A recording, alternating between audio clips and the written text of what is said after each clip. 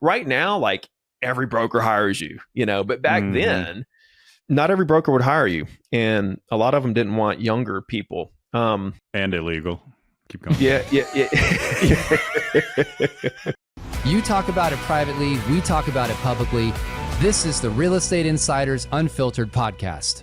Welcome again to the Real Estate Insiders Unfiltered Podcast. I'm your host, Wiggy, along with Mr. Crazy Uncle Robinson over here. That's me. We had the one, the only Mr. Ricky Carruth back on the show, and we thought it was like 10 months ago that he was on the show, but it was 2 years. How did that happen? 2 years ago. That was far too fast. Man, we got an hour with him. Tell everybody this gold mine of information he shared. First of all, brace yourself, kids. It's a packed hour. You may need to listen to this one twice or on half speed or something. We talked about shenanigans of the market and the industry. We had a little debate on how many agents would really be left in 5 to 10 years. So that part was fun. Man, I think the deep dive and highlight of this episode is Ricky gave us the playbook for how he transitioned from a local agent to one of the biggest influences residential real estate.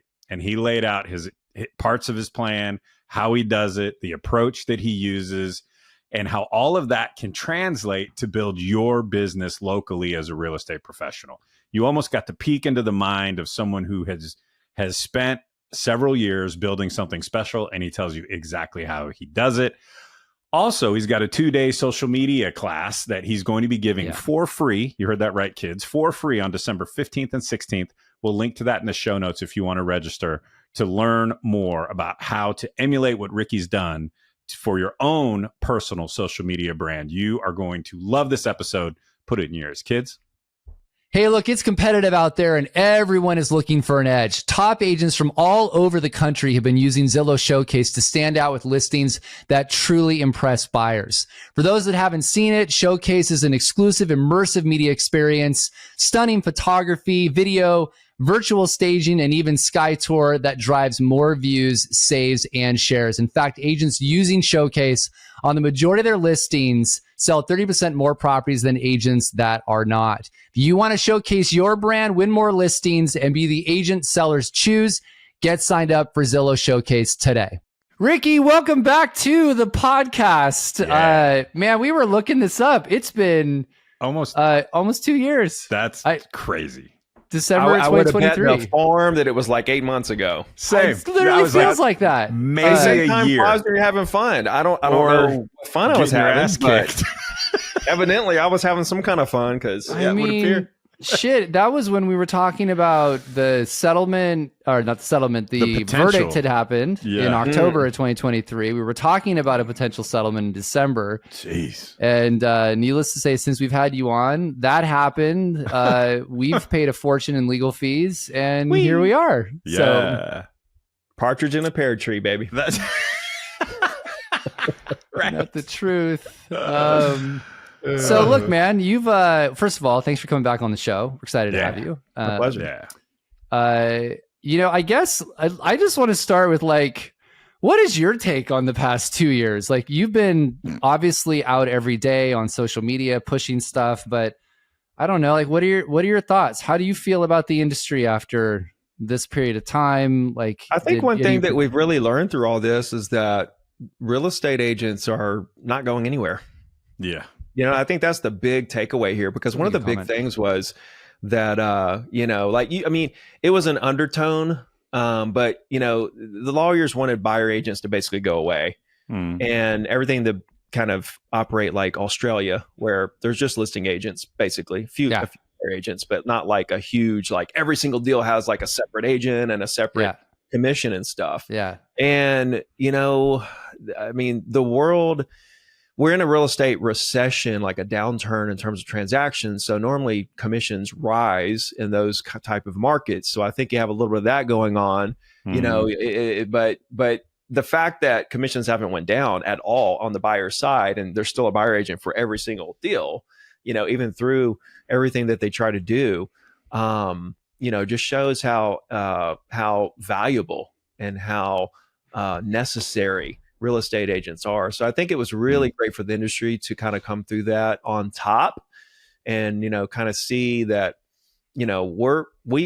like I always say, we have just so much job security because of the fact that closings are going to happen every day for the rest of our lives by the truckloads. Even in the worst of markets, there's so much unlimited business for each and every agent. And I found when markets decrease, when transactions go down, this is the way I see it. When transactions go down, whatever percentage the transactions go down in the country, the number of active real estate agents decreases even further, which creates more transactions per agent for the ones who are actually active. And so I believe right now for the active agents, there are more transactions per agent right now than there were, say, in 2021 and 2022 and so on and so forth. And even back in, 2005, 6, 7, when the market decreases, it actually creates massive opportunity for the active agents. Sure. And the fact that commissions haven't went down at all, they've actually slightly went up, is just a hugely positive sign. It is interesting. It is interesting when you think about, and Keith and I said this for a while, like we knew that if decoupling fully happened, which it has not, but the separation for good agents, that they would charge more. And I went back into like the archives to make sure that in my brain, what I thought I was saying, I did say. And I was out there going, yeah, this isn't going to have the effect that people think. Good agents are going to charge more because you're separating the compensation, and they're going to be able to explain that. And that's literally what has happened. There was an analyst on Wall Street, I forget which company he was with, but I've always been very vocal. I thought he was completely nuts in his assumptions about 50% of all agents will go away in the next few years with the change in the settlement. I was like, oh my God, what crack are you smoking? Like, it is ironic that it's completely opposite effect has occurred, which I'm not suggesting is like, to be clear, so this will be used in some like exhibit, but I'm not suggesting that there's changes that still haven't happened that should happen. Like, I am staunchly against cooperative compensation. We've explained all the reasons why, some states have moved away from it, some have not. But, you made this comment, Ricky, and I think it's so relevant.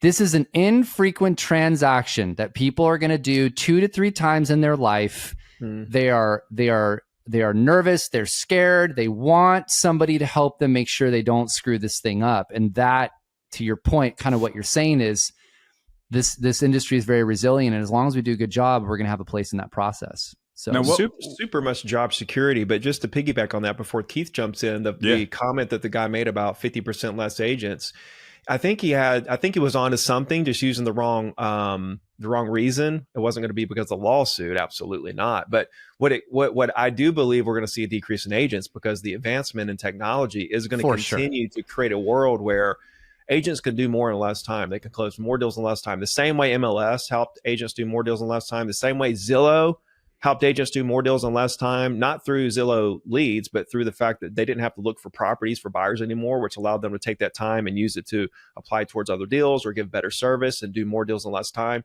And so this is happening, at a speed of which we've never seen before, the advancements in technology and AI. And it's crazy, the things that I've seen just in the past 24 to 48 hours. It's like every week there's something new. Yeah. And I do believe we're going to have a decrease in the number of agents out there, because the ones who actually apply these things to sell more in less time is going to really gobble up market share. Yeah. And for the bottom feeders. Just to make it an interesting podcast, I'll take the other side, right? I do actually agree with you both, but it makes for a really boring podcast. So, okay, but we've had technological pace of change. The internet was a big deal, and it didn't dramatically change per agent productivity. We've had technology coming into the space for a very long time. I'd say real estate is more technologically savvy, still not great, but more technologically savvy than it's ever been. And we haven't seen these dramatic increases in productivity. So why will we now? Like, why is tech the reason people are going to? No, I think you have seen dramatic increases in productivity. If you really look closely, like, so for example, I got to where as a single agent, I was selling 100 properties a year. I did that for 8 years in a row. And I was outselling entire teams. I was the number one agent in my entire MLS on top, like even out of all the teams in my market. And a few of them were doing more transactions than I was, but I was doing more volume. But the fact is that there is no way that I could have done that without the internet, without MLS, without Zillow. So no, we have seen advancements in production, definitely pockets of it. I think what I'm getting at is that technology is moving so fast now that I think, up to your point, you're right. It hasn't really made a decrease or dent in the number of agents out there. Maybe it has and we don't know it. Maybe we would be sitting on 4 million, agents right now if it wasn't for technology. We don't know how that would have played out. It's a good comment. But I do think that, just my opinion, that agents like myself who can see these things and take advantage of them because they're just so when they see, there's people out there that see things that can take advantage of things, and it's like a superpower. These people that have this superpower that are like the top 1% people out there are going to gobble up some market share. Oh, I agree. Yeah, I agree. And so I don't know. You could be right that we don't see a decrease in the number of agents, but to be clear, I believe I'm in agreement with you, Ricky. And my comment was reference to the lawsuit. I do think over the next 5 to 10 years, you'll see and I'm again on record, I think you'll see 50% of the industry go away. And I think it is much more of a low margin, high volume business through technology. So margins come down, but volume of deals goes up. So and also maybe margins don't really go down that much too. To Keith's point, with the advancements in productivity and technology up to this point, commissions are still 2.5 to 3. I just think I agree with you both. I really do. But it's fun to take the other side. I think the next 10 years will be the most profitable that we've ever seen for real estate agents. I think that we'll do more volume than we've ever done before over the next 10 years. And I don't know there'll be another 10 years like it, just based on the historic pent-up demand that is just sitting at the gates ready to blow, and the lack of inventory going into this next season of the cycle. It's going to be really interesting. I agree. And I just think sometimes, and I'm a believer in evolutions more than I'm a believer in revolutions. I think the pace of change tends to be slower than we think. James and I almost always agree directionally and almost never agree on timeframes. Totally. And just look, and we're usually both wrong, and it's somewhere in the middle, by the way. Yeah, that's also true. Right. Yeah. Yes. Yeah. Well, so nobody's ever right with predictions ever. Right. No, right. That's what's, but the good news is you don't have to be right anymore. You just have to have predictions. Yeah. So that's cool, I guess. You know what's cool about when I make predictions? When I say, hey, the market's going to do this, agents should do that. Yeah.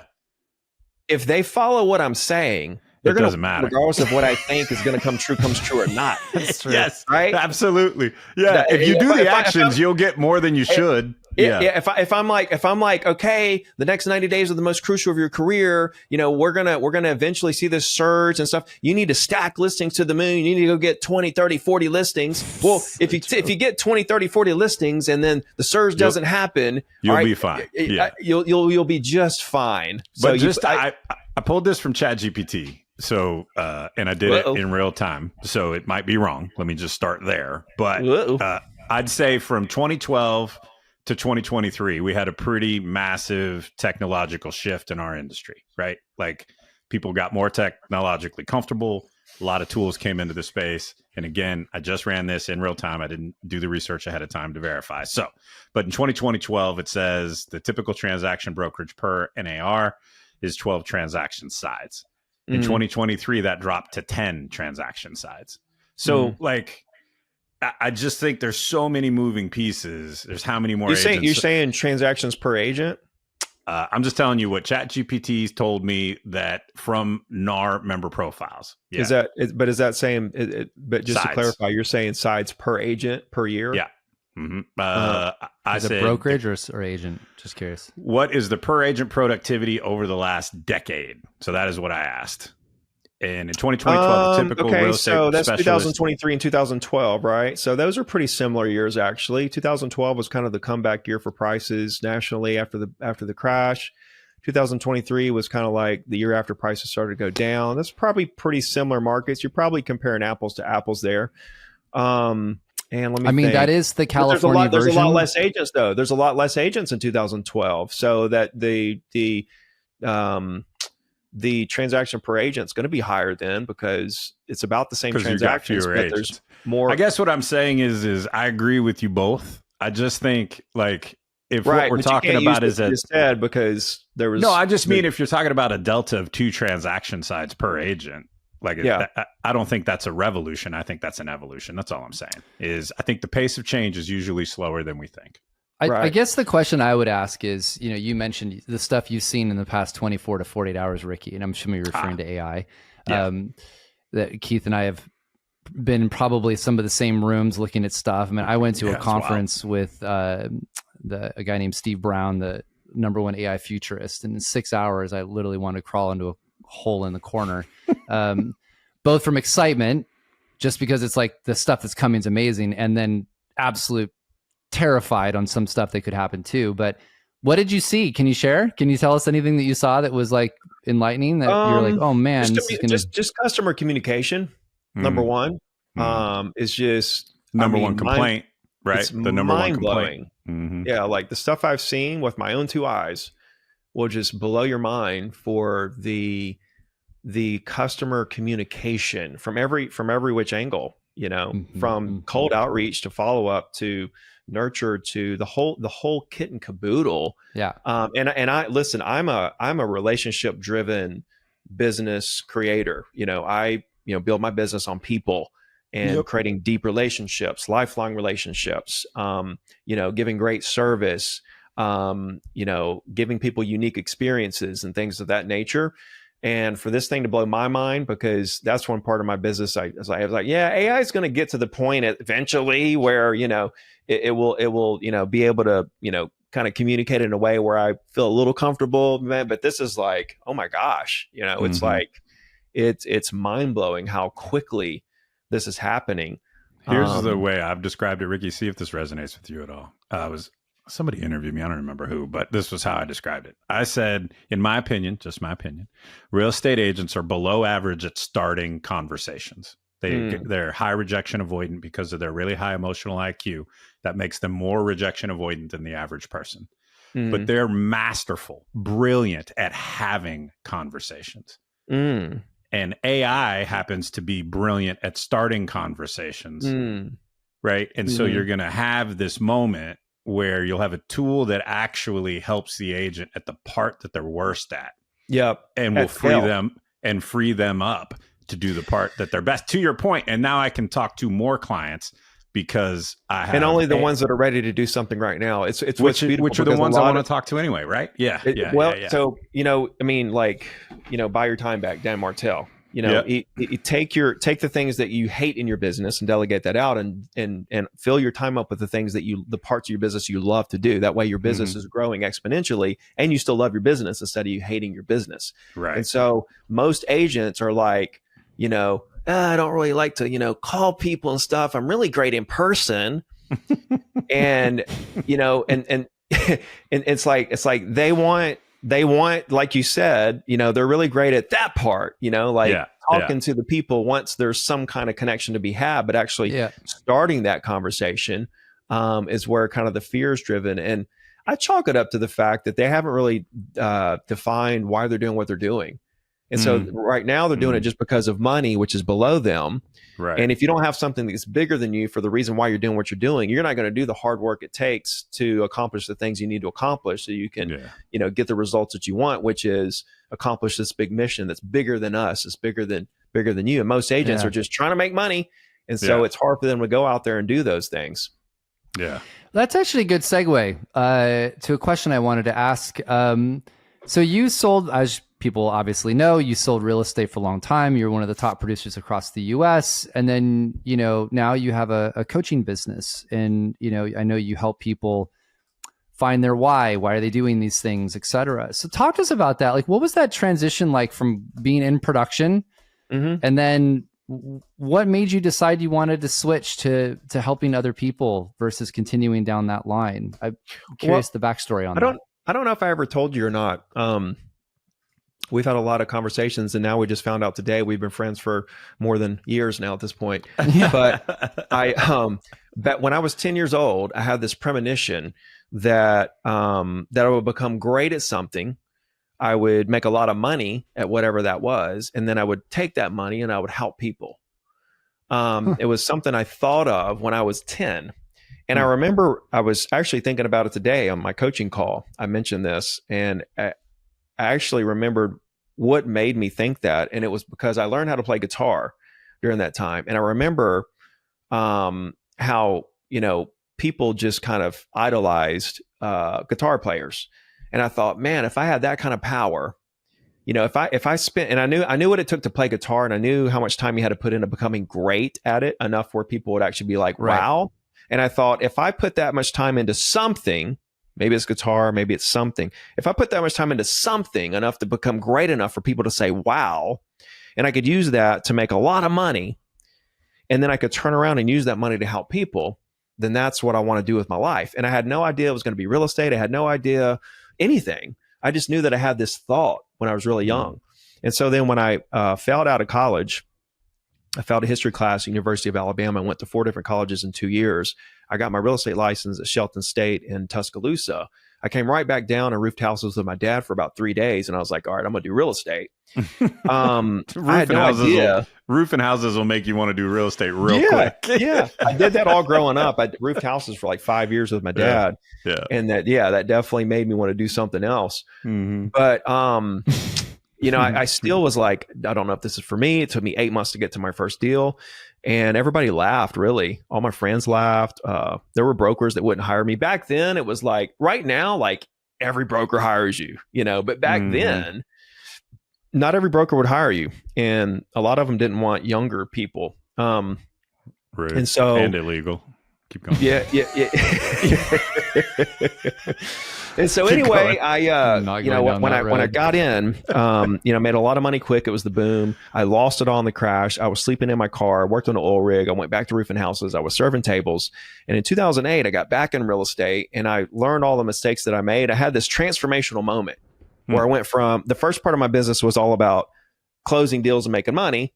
And that's why I lost everything. And then this next chapter was all about people and creating lifelong relationships and building a brand and doing it the right way. And so it was this transformational moment. Yeah. So I took that and I got to where I was doing 100 deals a year, and I was the number one agent in my state, MLS, and all this stuff. And by 2014, I was doing 100 deals. So I kind of stair-stepped my way back to there. And then I was there for 3 years before I even thought about writing a book or teaching people something. There's guys now that'll sell for 2 years, sell 19 houses, and now they're selling a course for $500.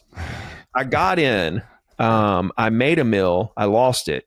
I came back. It took me 6 years from there to get back to 100 deals a year. Mm-hmm. 3 years of that before I even thought about, I think I can teach somebody something. And so in 2017, that was the first year I made $1 million.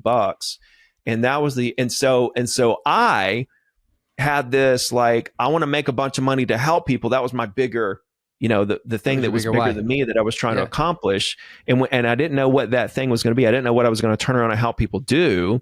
But when I made $1 million that first year, I realized really quickly, I was like, oh my gosh, this is incredibly painful. This is super demanding. This is not what I thought it was going to be. This is the highest paying job I've ever heard of. Sure. I was when you're at that level, you're just getting pulled from so many different, you're getting pulled, yanked all over the place.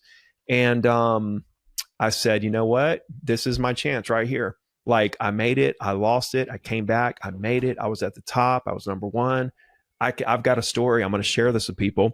And I thought, I'm going to build a business out of this. And so that was kind of how it came to be. All right, I got a big follow-up. First of all, awesome. Secondly, what is interesting, I know Keith's thinking the same thing because we've been doing this a while. It is so fascinating to me how the most successful people in this business, and we've had the opportunity to interview in the past 2 months some of the top real estate teams across the country. The gentleman we recently interviewed, Parker Pemberton, shared his story about failing out, started a lawn business to like mow lawns. He was mowing like 50 lawns a day and like the same kind of thing. And then eventually got back into real estate and found a partner, and he runs a team that does like 2,200 transactions a year now. But what's different and what's interesting, and I wanted to spend some time here, was you not only transitioned into this coaching business, but to give you props, like you have a huge social media presence. Like you have not only figured out how to do like the coaching side, but you've built this massive online presence around your business and yourself. I mean, you have both personal brand and everything else. I would love to spend some time there because we've never had someone on the show who started from zero from a social media presence. I'm paraphrasing here, but then building it to several 100,000 followers. Like, can you just start like from... Yeah, how'd you go from regional to national, right? Like when your agent business, it was local, but for your coaching business, you had to build this national platform. Well, and that's a very good segue, to use James's favorite word. It is a good one. That's exactly what I thought when I did it. I thought, okay, I built this massive local brand as an agent, but if I want to really build a massive business, I've got to go more national and even global. So the only way to do that's on social. So what's interesting is I use social media zero to build my real estate business. It was phone calls, postcards, and emails to build my entire real estate business. And I had it on autopilot because in 2017, I quit making calls and I still made $1 million every year after that for the next 4 years. So in 22, I retired from sales. I made $1 million every year up to that point.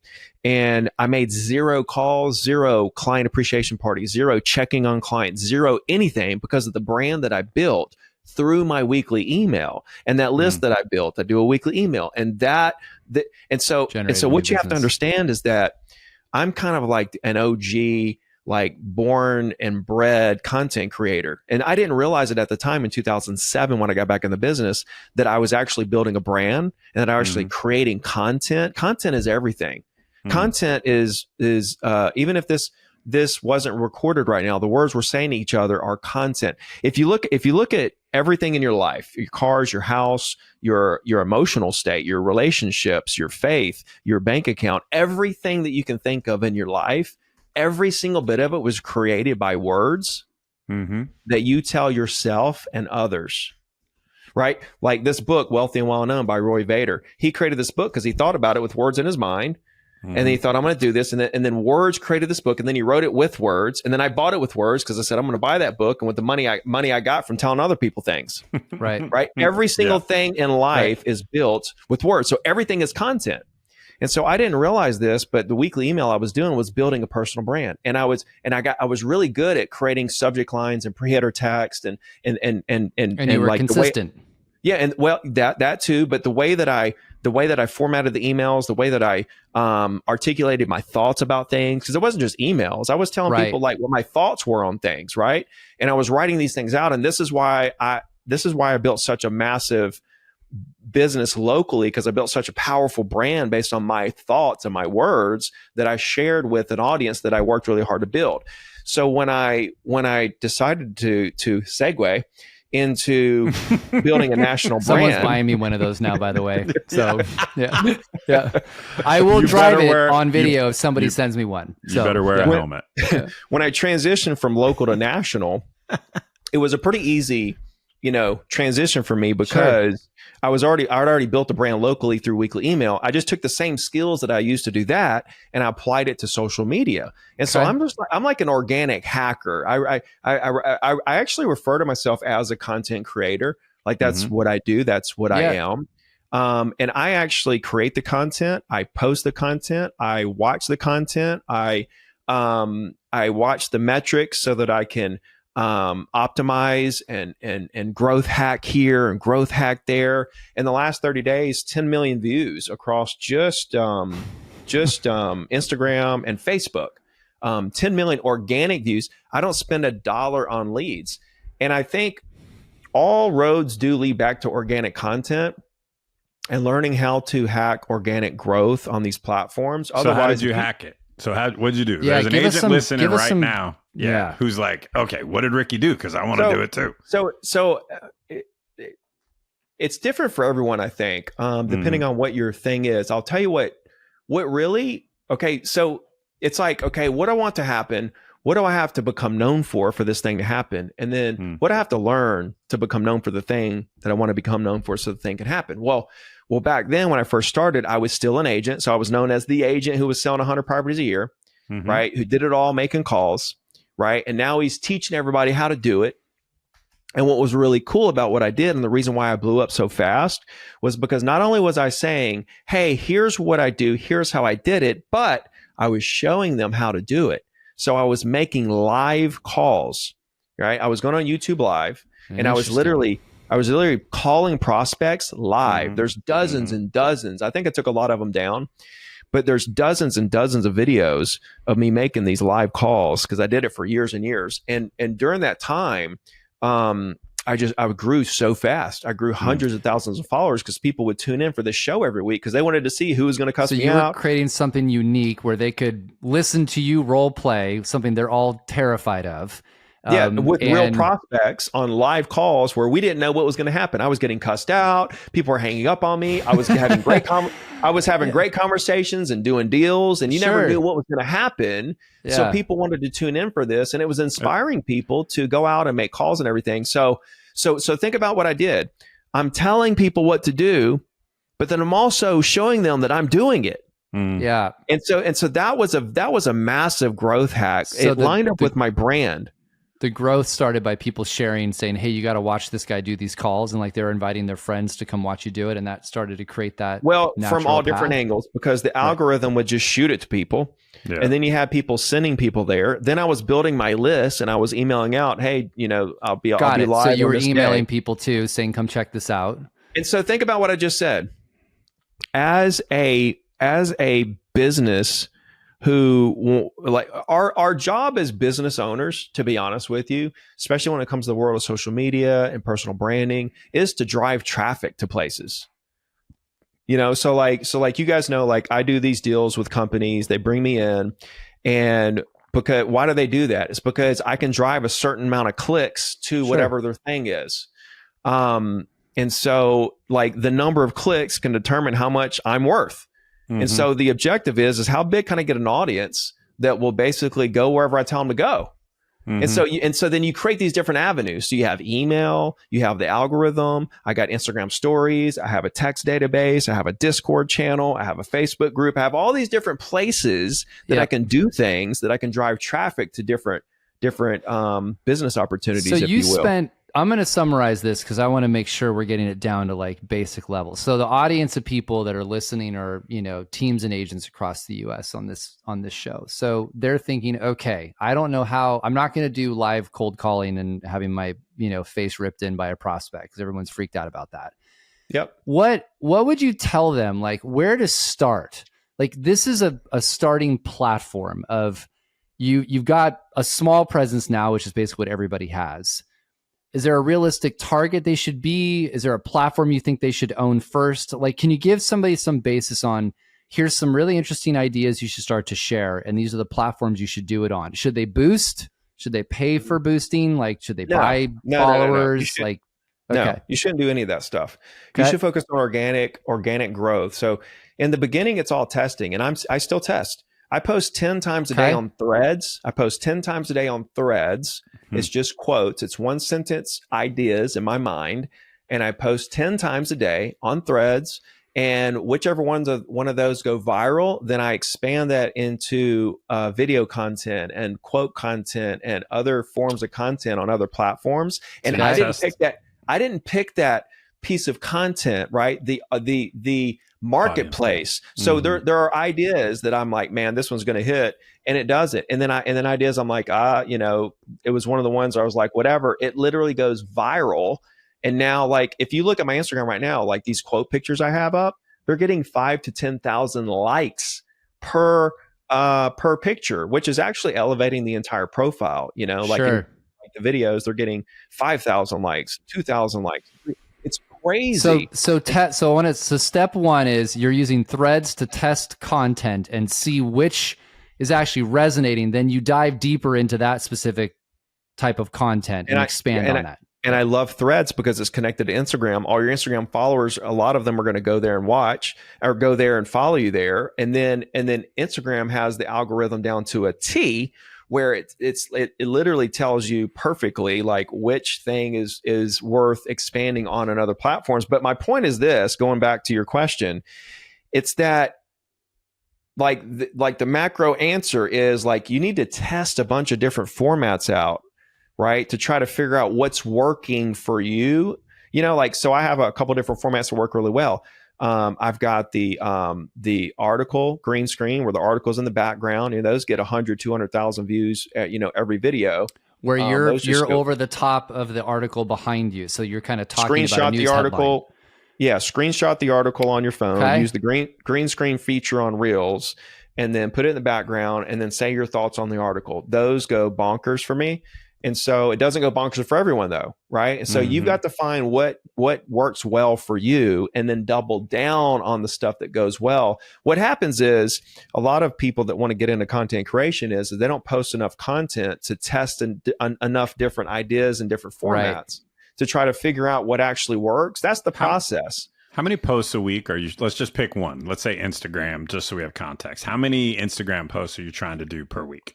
Well, if you just look at the feed, I do 1 or 2 a day. Okay. Right. But if you look at everything, if you look at stories, so there's probably like 2 or 3 more posts per day there. So now we're at like 5 posts a day. If you look at all the platforms put together, I'm probably doing because I'm doing 10 times a day on Threads. And honestly, I should be putting those same quotes on X, on LinkedIn, and maybe even one more place just to test, right? So when you think about each platform 10 times a day, that's 70 posts a week, you know, times how many of your platforms are doing that. I mean, you're talking about hundreds of posts when, you know, because each platform is a different post. But I'm probably doing like 200 or 300 posts a week, something like that across all platforms. And your ad spend or boost spend is zero. Yeah. And always has been? I've tested around with ads. Yeah, I've tested around with ads here and there. If I have a video that goes viral, then I'll boost it just to get followers, just to put it in front of more people. And it'll do well. I'll get followers for like, you know, 20, 30 cents or 50 cents or something. And I'll throw some money at that for a while. But, you know, here's the thing with ads. So if you're a business owner and you want to run ads, hey, I could run ads right now and probably drive like $1 million maybe of worth of like business to my coaching business, you know, let's just say round numbers speaking, that's probably close to true. But you hit a brick wall with ads, right? Because you'll exhaust your audience. You'll have to tweak the content. Terminal velocity. There's all kinds of, so it's like a continuous thing where now you're right back to creating content, got to get really good at content. But what people do is they try to supplement the fact they're not growing organically with ads. Yeah. Like I'm not growing organic, so let's just run ads. So what happens is you run into a brick wall in the ads, and now you still have the same problem. You're not growing organically. Right. And if you're not good organically, you're not going to be good with ads. And if people follow you because of your ads, but you're not good on organically, your engagement isn't going to do well. All roads lead back to organic and becoming a master at organic growth. Yeah. And that takes time, and it takes patience, and it takes testing, and it takes determination, consistency, and it takes being able to look at data. And like, for example, I realized a long time ago, if I create an Instagram story and I write a paragraph, it's a picture, and I create a paragraph where people have to read, and they have to put their thumb on the story to stop it from going away so they can finish reading whatever I wrote, then the algorithm shoots that story through the roof. Like I'll get 20,000 views on a story using that method. And that was something it's just little things like that you kind of pick up along the way. It was like this Threads thing. I realized that, and I was like, oh man, this is a gold mine, because you were showing me that in New York. You were like, check this out. I did this thing on Threads and it's had like 50,000 views. And I was sitting there going like 50,000 views. God damn. You know, like it's insane. No, those quote pictures get like 300,000 impressions organically. And it's only real estate agents. Cause it's talking about real estate agent stuff. So listen, like there's business owners that are great at conversion and great at making money and great at like what to do when you get the leads. And then there's content creators who are great at creating content and getting millions of views, but most of the content creators can't figure out how to monetize their views. And what you have to become is you got to be both. You got to be a content creator who is a business owner who's really great at conversion and knowing what to do with the leads. Because if you're really great on the conversion side of your business, and you've got infrastructure to handle, you know, leads, and you can handle a lot of business, and then you're really great at creating content, then you are you literally, like with organic content, you have unlimited unlimited business forever. Right. With zero ad spend, you don't have to like spend money to get leads. Like if you get great at organic growth, you will never be without leads. It's only going to be a matter of your infrastructure, of how much business your company can handle at that point. It's a really interesting comment. By the way, Ricky, new business for you. You should do coaching on how to do content creation and become an influencer. I mean, it's a whole new avenue for you. Well, I was thinking about doing a training on that in December, like a little challenge or whatever, just to, push people. But you've done something most people haven't done. So like, just for context, like, you went from producing and being a top producing agent to teaching people how to do that. And you've managed to also create this massive, huge social media presence. Just an idea, throwing it out there, It's something everybody wants. They want this huge following. They want to be able to, drive tractor to certain places. But it's not super simple. But the way that my MO, like the way that I operate is, and the same reason I told you, like when we first started this, I made it, lost it, came back 6 more years to the top, then 3 years at the top before I even thought about teaching somebody something. Sure. And it's the same thing with this. Until I get to the point where I'm like, really, really, really, and I am now, like, I feel like I can teach people how to just crush it on social now. But it's I probably could have started teaching people stuff years ago, but I'm really conscious about putting myself out there to be like a guru on something before I actually feel like I've got a lot of value that I can provide, or at least step toe to toe with some of the actual gurus out there. Yeah. Let's, go ahead, James. I was just going to say that, I think whenever I do something, I always look for one thing to learn. If I can learn one thing, the threads thing right now is like, I'm going to go back, and that is something I'm going to focus on, trying different content, A/B testing on that, seeing what hits, and then sharing across all platforms after that around that content. And it's just little small nuggets, man. Those things can go a long way for people. So. But the biggest thing, my biggest takeaway from what you shared, Ricky, and you shared a bunch, is the starting and not stopping. Yeah. Because I think too many real estate professionals, you ever seen a squirrel run across the road? Oh yeah. I hate it. Stops, starts, turns around, right? Stops, starts, turns around. Rabbits. I see rabbits on the side of the road, and they go nowhere near the road. They run away from the car. Squirrels are like, okay, I see the tire coming. I'm gonna get this tire. They just want to get under that tire. I feel like that's what agents do with their business. Is they start crossing the road, right? And they're like, I'm gonna do open house. Open house is my hit. That's my jam. They do one open house. It rains. No one comes. Open house is super stupid. Yeah. I heard Ricky making cold calls. I'm gonna make cold calls. They make cold calls for 2 days. They get yelled at. They stop. Let me tell you why. Rejection avoidance. But yes, I want you. No. The why they keep trying different things over and over and over again, and they just keep bouncing around. Even though every single one of those things, there are countless agents making $1 million a year off each and every single weird lead gen thing you can think of. Yeah. It's because nobody ever sat down with them and gave them the clarity of what any of those things done day to day. How those things would get them to the top of the mountain, right? It's like, okay, here's, and that's what I like to do. I like to sit down with agents and say, okay, let's just say, it doesn't matter if it's Zillow leads or Facebook or YouTube or cold calling. It doesn't matter what it is. Okay. But it's the accumulation, it's the acquisition of customers, the acquisition of leads, acquisition of people in the market. And so the only way to get to $1 million, so the year you make $1 million or the year that you hit your big goal or whatever, isn't going to be from the leads you got that year, the year you made the $1 million. Right. It's going to be an accumulation of all the leads and the compounding of these relationships, all the people you met over the years that compound into the year you make the $1 million. Right. And so like, there's not a lead gen out there that like they're like, I don't know any new agents. I know a couple of new agents that made $500,000 their first year, which is like bonkers. I don't know any new agent that made $1 million, right? Yeah. Like there's not a lead gen that is just going to get you $1 million. It's what you do with all the leads for the last 5 years. Right. That compound into that year that you made the $1 million. And if you don't sit down and map that out for an agent, they will jump from thing to thing to thing because they're like, this isn't working, that isn't working, this isn't working, because they don't see it getting them to the top of the mountain. Yeah. Right. But if you show them that the 3 leads you got today is gonna compound, the 4 leads you get tomorrow is gonna compound, and all this is gonna compound into thousands of leads over the next 4 years, and then you're gonna make $1 million. They're gonna be like, oh, I'm gonna stick to this because I can actually see this get me to the top of the mountain. So they just don't have clarity.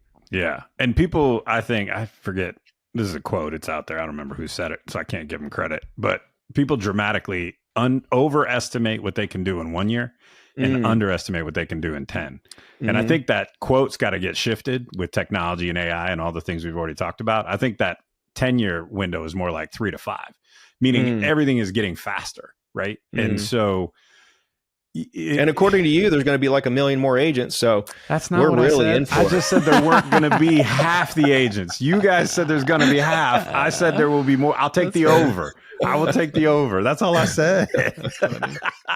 But like, I think there's a certain amount of comfort with pain. Meaning, like it has to. Like you've got to be okay with the boring. Like I'm guarantee you might say no. But my guess is there are days you don't want to shoot content, right? And I don't shoot content those days. Okay. But you don't not shoot content 2 days in a row, which is my point. Yeah. But most days, like you got to do things when you don't want to. True or false? No, absolutely. No, I get your point. I get your point. Yeah. However, we do have to give ourselves a little bit of grace. I totally agree. As well. You know, there are days. I think our industry over indexes on grace and under indexes on discomfort. Yeah. That's all I'm saying. Yeah. That's all I'm saying. Yeah, that's a quote. That's a good one, by the way, Keith. Yeah, that's a good one. Friday, I needed to shoot some content. Didn't shoot it. I just wasn't feeling it. Saturday, I was like, I'll shoot it Saturday morning. Couldn't really get it. Yeah. I was like, you are a performer. You know, you are. Yes, you are a performer. And if you're not feeling these words, if you're not feeling these ideas, then this morning I shot 3 short form pieces of content. Felt great. Yeah. So same thing with calls. You know, when I used to make calls all the time, there were days I'd show up and make like 20 calls. I'm like, I was going to make 100. I got like 20 in. I'm like, this isn't I'll working. come back tomorrow, you know? But it's the consistency. You can't let one day when you lay down affect you not coming back the next day. That's where people lose it, is they down spiral. And they don't make the Tuesday, they don't make the videos, they don't make the calls, and they let that wipe out the rest of the week. Exactly. No, come back Wednesday, ready to roll again. Yeah. All right, my friend. Well, look, it was great to have you on the show, as always. And by the way, so many great nuggets of stuff in there. Like I am in Keith. I'm like, we got to do this Reds thing. This is one y'all should listen to more than once. Yeah, oh, and if you wanted to hear more about Ricky's origin story, because he's a superhero, we'll link to the first recording we did. He really broke down sort of his journey in the early years of Ricky Carruth. So we'll make sure we link to that. And we'll put your channels in there too, so everybody can check it out. Subscribe to his podcast. Follow him on social. If you want to see somebody who's really good at it, it's just follow him and learn from one of the best. So. Ricky, it's great to have you again, my friend. And let's not make it 2 years, by the way. That was weird. Like that was too long. Well, at least we thought it was a couple months. That's true. That's true. We all did. We're all like, that's better than being like, oh, we gotta talk to each other again. Right. You're right. We're like, man, he's coming back too soon. It's good to see you, buddy. Keep up the great work. Yeah, man. My friend. Congrats on all the success too. The work is showing. The work is showing. So thank you. Appreciate you. Whether you're a broker, agent, or just curious as to what Crazy Uncle Keith's going to say next, subscribe now to never miss an episode.